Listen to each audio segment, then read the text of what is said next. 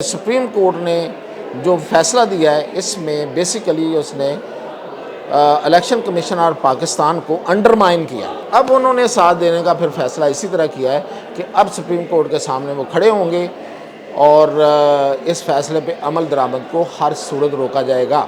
और मैं एक बात और बता दूं कि ये जो पाबंदी लगाने का फैसला किया गया है इसका प्रोसेस ये होता है कि कैबिनेट अप्रूवल देती है, फ्रेम करती है, चार्जशीट फ्रेम करती है कि ये चार्जेस हैं इस पार्टी के ख़िलाफ़, ये मुल्क के साथ दुश्मनी और मुल्क के साथ जो है ना मुल्क की इंटेग्रिटी उसको मुतासर करने के मुतरादिफ हैं। जी, इस वक्त मैं आपको आज ये बताऊंगा कि जो सुप्रीम कोर्ट का फ़ैसला आया है पीटीआई के हक़ में, पता है ना आपको, जो सीटों के हवाले से, मखसूस नशिस्तों के हवाले से, उस पर सुप्रीम कोर्ट के जज बेसिकली जो 8 जज वो फंस गए,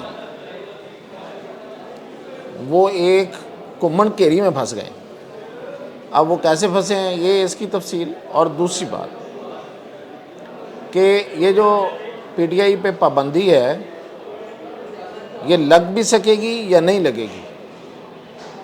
और तीसरा कि इस पाबंदी के हक़ में कौन है और कौन नहीं है, मतलब क्या नवाज शरीफ इस पाबंदी के हक़ में हैं। तो पहले शुरू करते हैं कि जो सुप्रीम कोर्ट है वो ये फ़ैसला दे के कैसे फंस गई।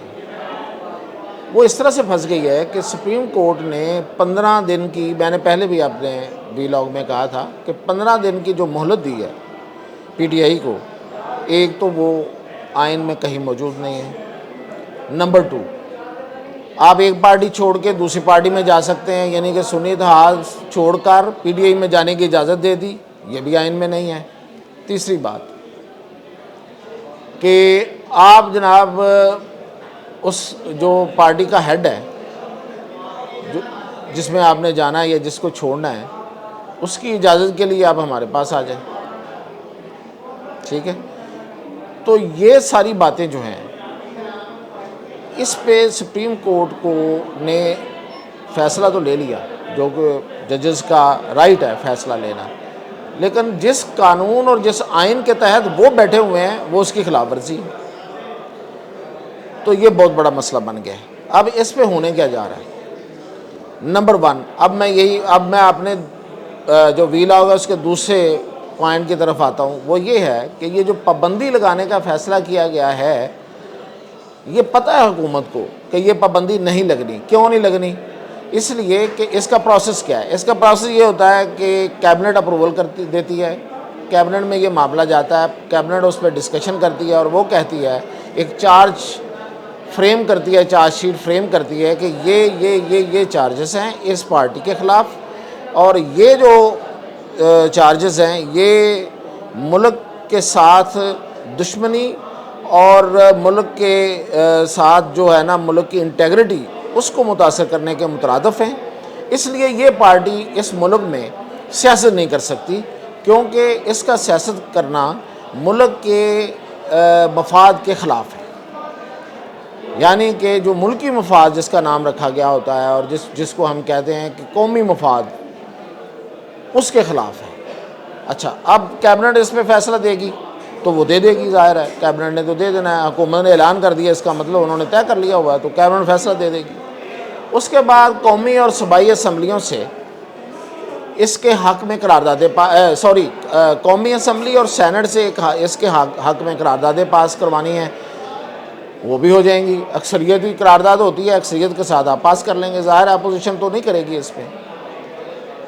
और तीसरा मरहला ये है कि फिर इसको वजारत दाखिला को भेजा जाता है और इलेक्शन कमीशन साथ उसके होता है, उसको भी भेजा जाता है और वहाँ से पार्टी को बैन कर दिया जाता है।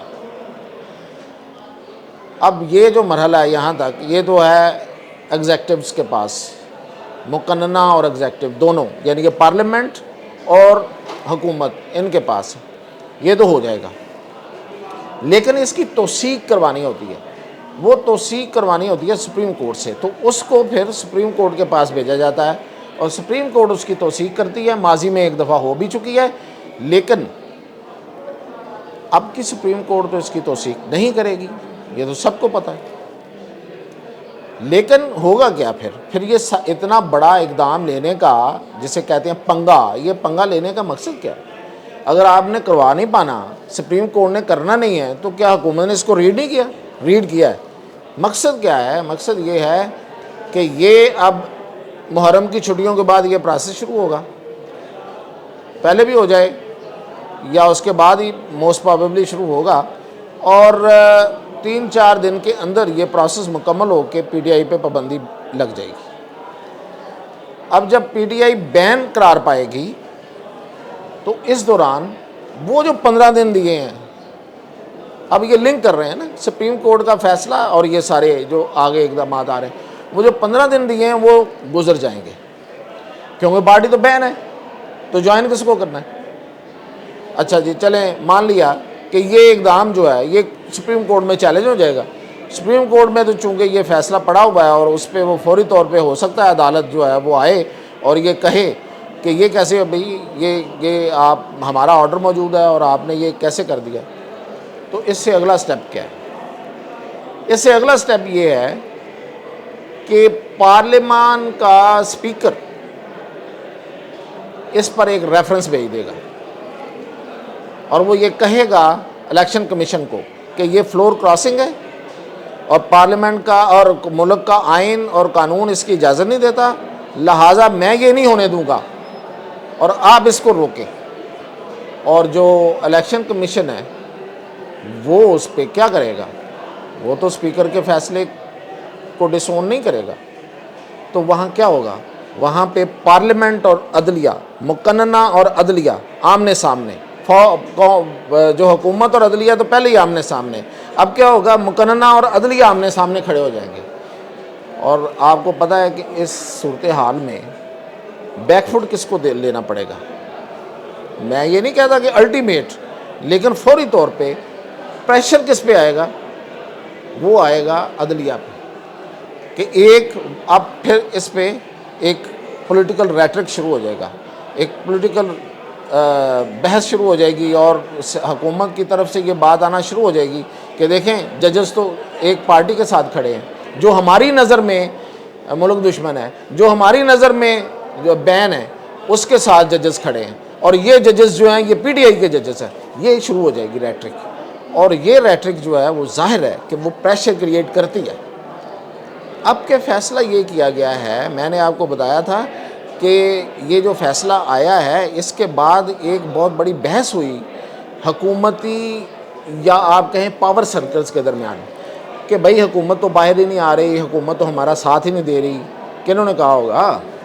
پاورفل سرکلز ہے، جو اثر پاورفل سرکلز ہیں، انہوں نے کہا ہوگا کہ دیکھیں حکومت تو سامنے نہیں آ رہی، کہیں پہ پی ڈی آئی جو ہے وہ پریشر کریٹ کرتی جا رہی ہے، اس کے باوجود کہ ہم نے اس کو پابند کیا ہوا ہے بہت سارے جلسے جلوسوں سے، اور حکومت کی طرف سے کچھ بھی نہیں ہو رہا۔ تو اب یا تو آپ ہمارا ساتھ دیں یا پھر ہمیں بتا دیں۔ تو اب حکومت ظاہر ہے کہ ساتھ ہی دے گی، حکومت میں جو ہوئی، تو اب انہوں نے ساتھ دینے کا پھر فیصلہ اسی طرح کیا ہے کہ اب سپریم کورٹ کے سامنے وہ کھڑے ہوں گے اور اس فیصلے پہ عمل درآمد کو ہر صورت روکا جائے گا۔ اور میں ایک بات اور بتا دوں کہ سپریم کورٹ نے جو فیصلہ دیا ہے اس میں بیسیکلی اس نے الیکشن کمیشن اور پاکستان کو انڈرمائن کیا، تو یہ بات بھی آئے گی سامنے۔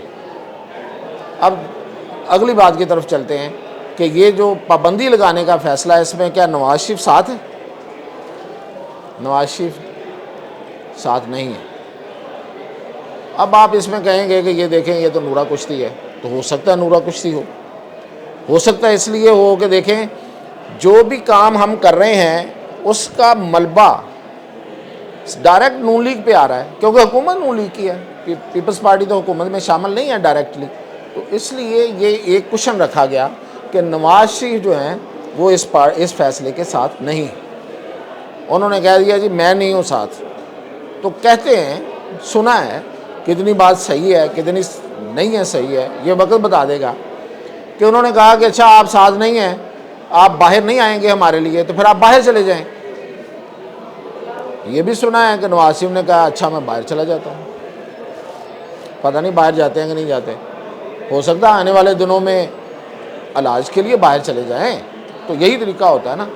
خیر یہ خبر تھی، میں نے آپ کو پہنچا دی۔ اور آرٹیکل 6 جو ہے وہ سوری پہ تو لگ رہا ہے، قاسم سوری پہ تو لگ جائے گا، کیونکہ اس پہ تو عدالت کا فیصلہ ہے۔ اب رہ گئے عارف علوی۔ عارف علوی کے خلاف اگر سپریم کورٹ نے آرٹیکل 6 نہ لگایا اور عمران خان کے خلاف آرٹیکل 6 لگانے سے انکار کیا، تو اگین عدالت جو ہے وہ سیاسی کٹہرے میں کھڑی ہوگی، اور یہ کہیں گے حکومت والے کہ دیکھیں یہ برابر کے شریک تھے قاسم سوری کے ساتھ، اگر اس نے کہا تھا تو انہوں نے اسمبلیاں توڑی، اس نے وزیر اعظم نے، عمران خان نے بطور وزیر اعظم ایڈوائس بھیجی، عارف علوی نے اس پہ عمل کیا، تو آرٹیکل 6 ان پہ لگتا ہے۔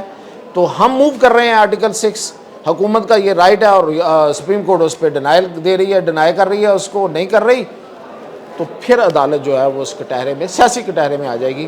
تو یہ ہے اصل میں پلاننگ جو میں آپ کو بتا رہا تھا کہ جو ہوئی ہے، کہ عدالت کا فیصلہ نہیں ماننا، ہر صورت اس میں رکاوٹ کھڑی کرنی ہے اور پارلیمان کو سامنے لا کے کھڑا کرنا ہے۔ تو اب دیکھتے ہیں عدالت کا امتحان کہ اس پہ عدالت کیسے نکلتی ہے، 8 ججز اسپیشلی، کیونکہ فائز عیسیٰ صاحب تو اب سکون کی زندگی جینے کی خواہش کا کہیں نہ کہیں اظہار کر چکے ہیں۔